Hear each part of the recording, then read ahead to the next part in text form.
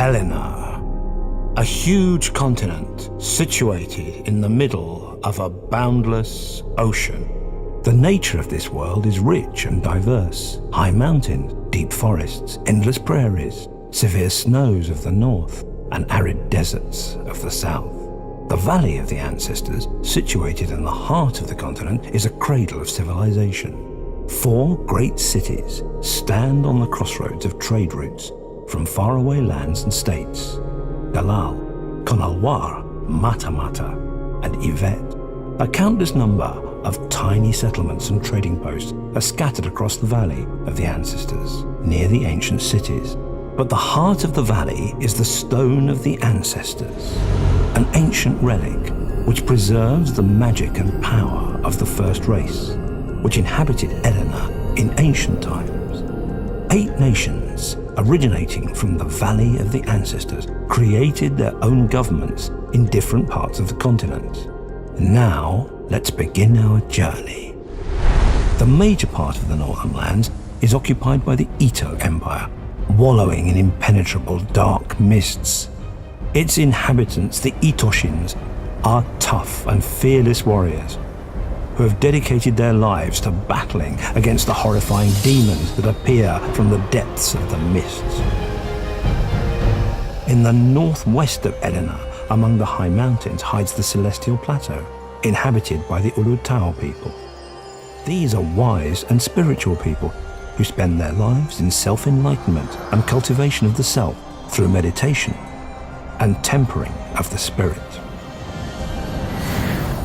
The western part of Elinor is occupied by the ancient forest Dokolmo, Dark Forest. Its inhabitants, the Verdiches, ancient people, who rarely leave their deep thicket. For a short period of time, the Verdiches can turn into wild animals. They also retain the knowledge of witchery and medicasterism. To the south, the Nanalmo can be found, a beautiful forest where the Towers live. The Towers are stately and powerful, and their life spans for more than 100 years. All this is due to the blessing of their protectress, the forest goddess Aiduen. Almost the entire southern part of Elinor is taken up by the Great Desert, the territory of the wise and inventive Junitian people. Their observatories, academies, and alchemical laboratories are known throughout all continents.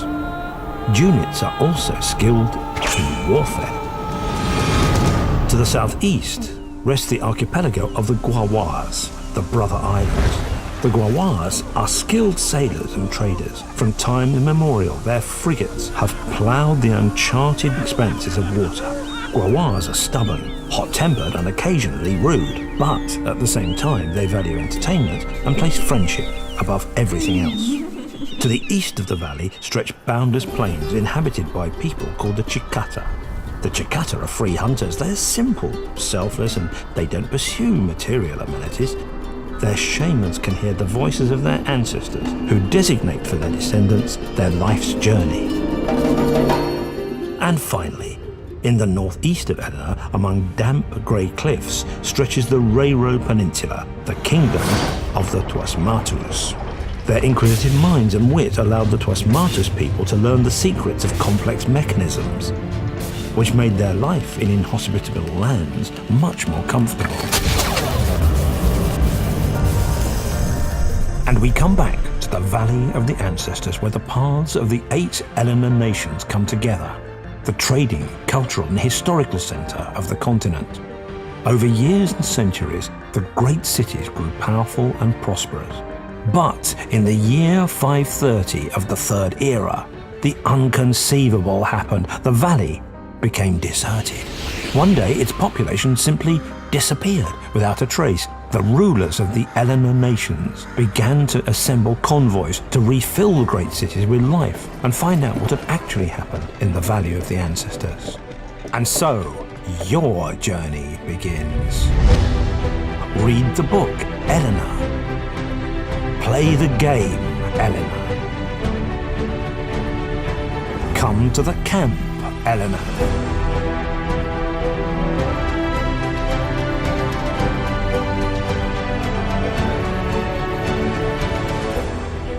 Welcome to the world of Elinor. Elinor.